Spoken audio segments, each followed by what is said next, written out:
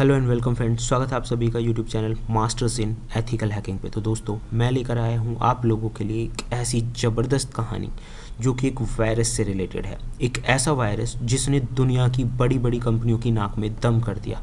एक ऐसा वायरस जिसकी वजह से गूगल का काम लगभग ठप हो गया था। एक ऐसा वायरस जिसके क्रिएटर को पकड़वाने के लिए माइक्रोसॉफ्ट ने $2.5 लाख का रिवॉर्ड रखा। एक ऐसा वायरस जिसे आज तक कोई पता नहीं लगा पाया है कि इसका क्रिएटर कौन है। एक ऐसा वायरस जो आज भी सर्कुलेशन में है। ये सारी बातें रिलेट करती हैं एक ही वायरस से। तो आज हम जानने वाले हैं ऐसे ज़बरदस्त वायरस के बारे में जिसने इतनी बड़े लेवल पर पूरी दुनिया को नुकसान पहुंचाया। आज का वीडियो बहुत ही ज़बरदस्त होने वाला है। तो दोस्तों, चैनल पे अगर आप नए हैं तो सब्सक्राइब ज़रूर करें एंड देखते रहें YouTube channel masters in ethical hacking. तो दोस्तों, सबसे पहले मैं जिस वायरस की बात कर रहा हूँ उसे बताने से पहले मैं आप लोगों को बताना चाहूँगा कि पूरी दुनिया भर में वायरस और मलवेयर से कितना नुकसान होता है। हर दिन लगभग 5,60,000 नए मलवेयर्स डिटेक्ट किए जाते हैं। लगभग 1 बिलियन से ज़्यादा मलवेयर प्रोग्राम्स जो हैं वो अब तक बन चुके हैं। अगर रिसर्चर्स की माने तो हर मिनट में 4 कंपनीज जो हैं वो रैंसमवेयर अटैक से प्रभावित होती हैं।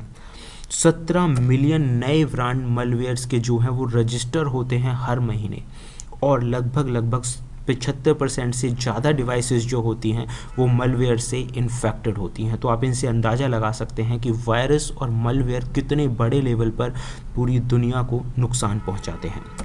जिस वायरस और मलवेयर की हम बात कर रहे थे उसके बारे में मैं आप लोगों को बताना चाहूँगा कि 21वीं सदी में जहाँ कोई भी काम कंप्यूटर और टेक्नोलॉजी के बिना संभव नहीं है, हर चीज़ के लिए हम कंप्यूटर और टेक्नोलॉजी पर आधारित निर्भर हो गए हैं। लेकिन अगर मैं बात करूं एक ऐसे समय के बारे में जहां पर लोग एक दूसरे को नीचा दिखाने के लिए या एक दूसरे पर अपना कंट्रोल बनाने के लिए एक लड़ाई लड़ रहे हैं। हर दिन नए नए वायरसेस मार्केट में क्रिएट किए जाते हैं, स्प्रेड किए जाते हैं ताकि कंपनियों को और बहुत बड़े बड़े जो बिजनेसेस हैं उन्हें नुकसान पहुंचाया जा सके। आज हम बात करने वाले हैं एक ऐसे ही वायरस की जो क्रिएट हुआ था 2004 में। वायरस जनवरी 2004 में ये सर्कुलेशन में आया। इसका अंदाज़ा ये कितना खतरनाक था, इसका अंदाज़ा आप इस बात से लगा सकते हैं कि इस वायरस के आने से ही लगभग 38,500 करोड़ का नुकसान हुआ। ये वायरस इतना खतरनाक था कि माइक्रोसॉफ्ट कंपनी ने $2.5 लाख के रिवॉर्ड का अनाउंसमेंट किया कि जो भी व्यक्ति जिसने भी इस वायरस को क्रिएट किया है, अगर कोई भी व्यक्ति उसे पकड़वाता है तो उसे माइक्रोसॉफ्ट की तरफ से $2.5 लाख का रिवॉर्ड मनी दिया जाएगा। हैरत की बात यह भी है कि आज तक इस वायरस को क्रिएट करने वाले के बारे में कुछ भी पता नहीं है। माइक्रोसॉफ्ट ने ना केवल $2.5 लाख का रिवॉर्ड रखा बल्कि FBI, US सीक्रेट सर्विसेज और इंटरपोल के साथ भी वायरस क्रिएटर को पकड़ने के लिए काम किया। अब हम बात करते हैं इस वायरस की जिसका नाम है माइडूम। अगर आप कहें तो कंप्यूटर हिस्ट्री का सबसे वर्स्ट वायरस है। जनवरी 2004 में ये रिलीज़ हुआ।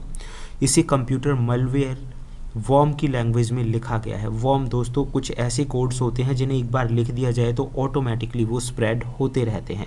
उनके लिए किसी फिजिकल इंटरफेस की ज़रूरत नहीं होती।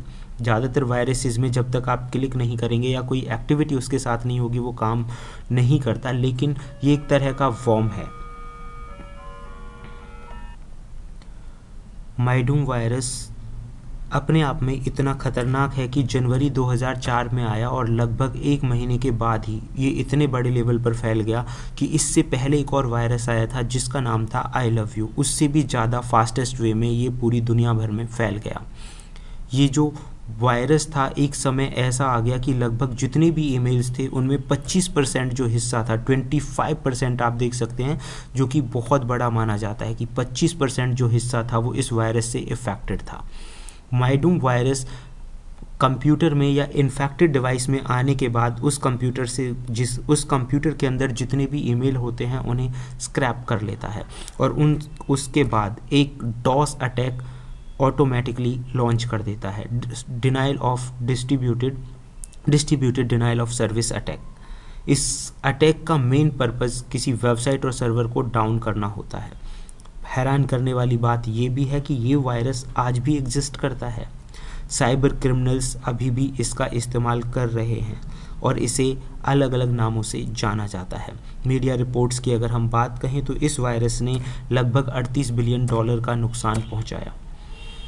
अगर मैं इम्पैक्ट की बात करूं तो 26 जुलाई 2004 को इसने यानी माइडूम नाम के वायरस ने गूगल को लगभग शट डाउन कर दिया था पूरे एक दिन के लिए।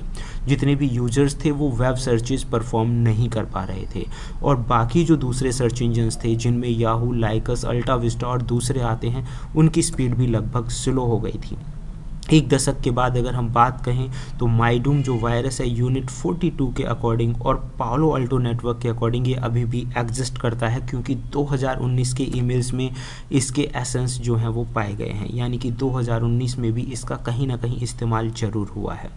जितने भी आईपी एड्रेसेस हैं जिनके जरिए माइडूम वायरस स्प्रेड हो रहा है उनमें मैक्सिमम जो है नंबर 1 पे, यानी कि इसके ओरिजिनेशन की अगर बात की जाए तो मैक्सिमम आईपी एड्रेसेस जो हैं वो चाइना के माने जाते हैं। उसके बाद नंबर 2 पे यूनाइटेड स्टेट और नंबर 3 पे ग्रेट ब्रिटेन का नंबर आता है। लेकिन फिर भी ये नहीं कहा जा सकता कि इस वायरस का जो क्रिएशन है वो कहाँ हुआ और किस कंट्री से ये स्प्रेड हो रहा है। लगभग 10% जो स्पैम ईमेल्स होते हैं वो चाइनीज़ इन्फेक्टेड सिस्टम्स के जरिए भेजे जाते हैं। अगर हम वर्किंग की बात करें तो ये जो वायरस है ये बैकडोर की तरह किसी भी कंप्यूटर सिस्टम में आ जाता है और फिर उस पर अपना रिमोट कंट्रोल बना लेता है और उसके बाद डॉस अटैक लॉन्च कर देता है। वास्तव में ऐसा भी माना जाता है एसईओ नाम की कंपनी के प्रति बदला लेने की भावना से इस वायरस को क्रिएट किया गया। एसईओ अपने आप में एक बहुत ही विवादित कंपनी रही है। माइडूम के ज़रिए जैसा कि बोला जाता है कि लगभग 38 बिलियन डॉलर का नुकसान हुआ, लेकिन माइडूम वायरस से अब तक 57 बिलियन डॉलर का नुकसान हो चुका है और ये अभी भी सर्कुलेशन में बना हुआ है। तो दोस्तों ये था माइडूम वायरस के बारे में। अब हम बात करते हैं कि बचे कैसे। तो आपको एंटीवायरस सॉफ्टवेयर्स को इंस्टॉल करना चाहिए, फायरवॉल प्रोटेक्शन आपका हमेशा ऑन होना चाहिए, आपके सॉफ्टवेयर्स जो हैं वो अपडेट होने चाहिए और अगर आप कोई भी ईमेल अटैचमेंट को ओपन करते हो जो कि एक अननोन और सस्पिशियस सेंडर की मदद से आया है तो वो आप पूरी सावधानी के साथ देखें या फिर ओपन ही ना करें। हमेशा लेटेस्ट साइबर सिक्योरिटी थ्रेट और ट्रेंड्स के बारे में अपडेट रहें, अपने आप को एजुकेट करें, ये सबसे ज़्यादा ज़रूरी चीज़ें हैं। तो फिलहाल इस वीडियो में इतना ही। वीडियो आपको कैसा लगा और आप चाहते हैं कि फ्यूचर में भी ऐसे ही वीडियोस हम लेकर आएँ तो देखते रहिए YouTube channel masters in ethical hacking. Thank you friends, good bye.